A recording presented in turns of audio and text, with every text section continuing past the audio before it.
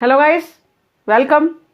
बुनियादी शिक्षा के पार्ट 2 में आपका स्वागत है। हम पढ़ रहे हैं बुनियादी शिक्षा, वर्धा शिक्षा योजना, बेसिक एजुकेशन, जो कि परीक्षा के पॉइंट ऑफ व्यू से, एग्जाम के पॉइंट ऑफ व्यू से बहुत ही इम्पोर्टेंट है। तो देखते हैं आज बुनियादी शिक्षा के गुण। बुनियादी शिक्षा का जो पहला गुण है वो है मोस्ट इम्पॉर्टेंट, कि बालक को यह शिक्षा स्वतंत्रता और सम्मान प्रदान करती है, क्योंकि बालक को केंद्र मानकर हम शिक्षा इसमें देते हैं।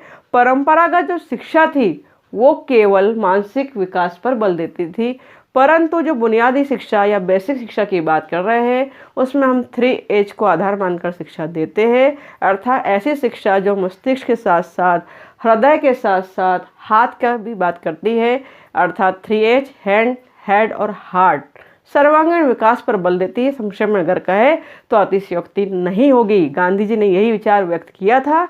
और इस शिक्षा में शारीरिक श्रम का बहुत अधिक महत्व है। शारीरिक श्रम के माध्यम से हम सामाजिक समरसता को पैदा करते हैं, जिससे राष्ट्रीय एकता स्थापित होने में सहायता मिलती है।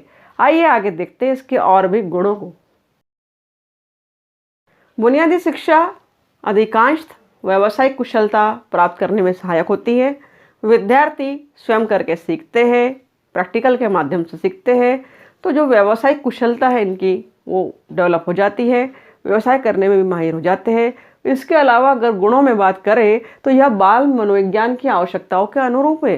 अर्थात एक बच्चा क्या चाहता है, उसकी आवश्यकता, उसकी स्वतंत्रता, उसका सम्मान, उसकी रुचि उसके अनुकूल है। देखते हैं आगे और भी गुणों को। अनेक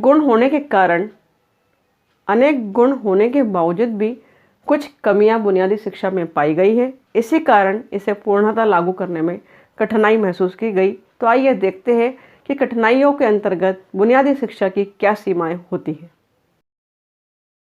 सीमाएं या दोष वर्धा शिक्षा योजना के देख रहे हैं तो कहा जा रहा है कि यह हस्तकला केंद्रित है, किंतु बाल केंद्रित नहीं है। अतः हस्तकला को केंद्र मानना सर्वमान्य नहीं है। पूर्णतः बाल केंद्रित नहीं है कि पूरी तरह हम बालक पर छोड़ देते हैं, ऐसा गांधी जी ने नहीं कहा। उन्होंने कहा है कि 3H को ध्यान में रखकर ही बालक को फिर केंद्र बनाना है और फिर शिक्षा प्रदान करना है। इसलिए एक दोष इसका यह भी है। दूसरी अगर हम बात करें तो इसमें धार्मिक शिक्षा का अभाव है, क्योंकि अध्यात्म या धर्म हमारे भारतीय संस्कृति का प्राण है, तो एक दोष यह भी इससे पाया जाता है। तीसरी अगर बात करें तो इसमें स्वावलंबी होने का जो सिद्धांत है वो कहा जाता है। कुछ विद्वानों ने कहा कि अव्यवहारिक है। जरूरी नहीं है कि बुनियादी शिक्षा के माध्यम से प्रत्येक बालक आत्मनिर्भर बन जाए या स्वावलंबी बन जाए। आइए आगे देखते हैं और भी प्रमुख दोषों को। एक दोष और अगर बात करें, सीमा की बात करें, तो इसमें विशिष्ट अध्ययन का चयन बहुत पहले ही कर लिया जाता है, जबकि इस समय तक बालकों का शक्तियों का या जो विकास होता है वो पर्याप्त नहीं हो पाता है।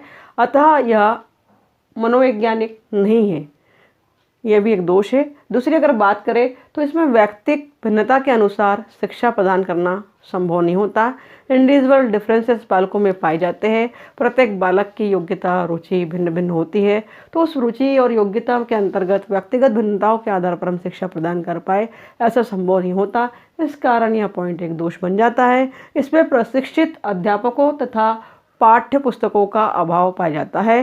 पाठ्य पुस्तकें का जो नितांत अभाव होता है, क्योंकि पूरी किसी भी शिक्षा योजना की सफलता एक प्रभावी शिक्षक और पाठ्य पुस्तकों पर निर्भर करती है। इस कारण इसकी सफलता संदिग्ध हो जाती है। आइए देखते हैं आगे।